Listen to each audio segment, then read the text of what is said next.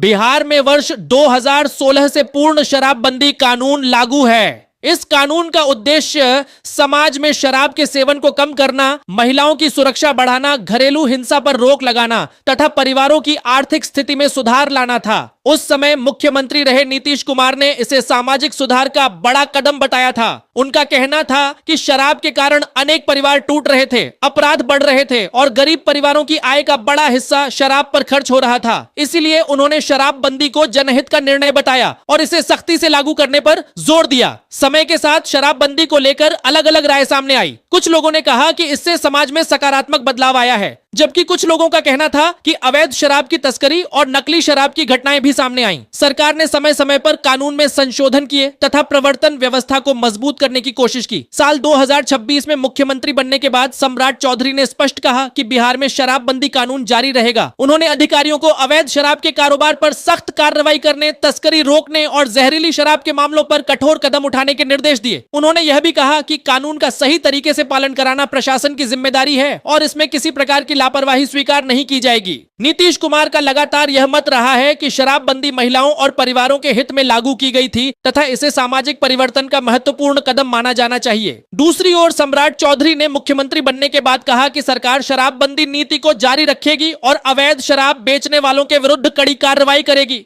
वर्तमान समय में बिहार सरकार की ओर से शराब की वैध बिक्री दोबारा शुरू करने की कोई आधिकारिक घोषणा नहीं की गई है, इसलिए राज्य में शराबबंदी कानून लागू है और सरकार का आधिकारिक रुख इसे जारी रखने का है। वर्तमान स्थिति के अनुसार बिहार में शराबबंदी कानून अभी भी लागू है। हाल के महीनों में शराबबंदी को लेकर राजनीतिक बहस जरूर तेज हुई है, लेकिन राज्य सरकार की ओर से शराब की सामान्य बिक्री फिर से शुरू करने की कोई आधिकारिक घोषणा नहीं हुई है। 2026 में भी अवैध शराब के खिलाफ कार्रवाई और बड़ी मात्रा में शराब की बरामदगी जारी रही है। बिहार में शराबबंदी पर जनता की राय एक जैसी नहीं है। अलग अलग लोगों के अनुभव और प्राथमिकताएं अलग हैं। मोटे तौर पर यह तस्वीर सामने आती है। समर्थन करने वाले कहते हैं कि शराबबंदी के बाद कई परिवारों में घरेलू खर्च बेहतर हुआ, कुछ जगहों पर घरेलू हिंसा और शराब से जुड़े झगड़ों में कमी महसूस हुई और परिवारों की आर्थिक स्थिति पर सकारात्मक असर पड़ा। विरोध करने वाले कहते हैं कि पूर्ण प्रतिबंध के बावजूद अवैध शराब की तस्करी और बिक्री जारी रहती है। कानून का पालन कराना चुनौतीपूर्ण है और इससे न्यायिक तथा प्रशासनिक व्यवस्था पर अतिरिक्त दबाव पड़ता है।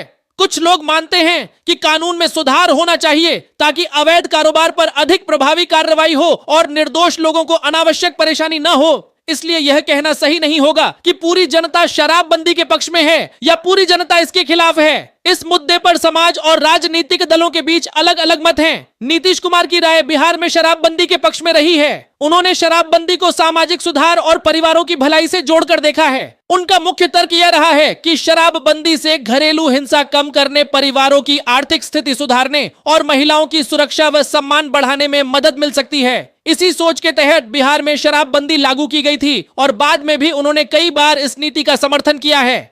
सम्राट चौधरी का रुख समय के साथ अलग अलग बयानों में बदलता हुआ दिखा है। विपक्ष में रहते हुए उन्होंने शराबबंदी कानून पर सवाल उठाए थे और कहा था कि कानून का सही तरीके से पालन नहीं हो रहा है। हालांकि मुख्यमंत्री बनने के बाद उनका आधिकारिक रुख स्पष्ट रहा है कि बिहार में शराबबंदी जारी रहेगी। उन्होंने सार्वजनिक रूप से कहा कि सरकार शराबबंदी हटाने या इसमें किसी तरह की डील देने की योजना नहीं बना रही है।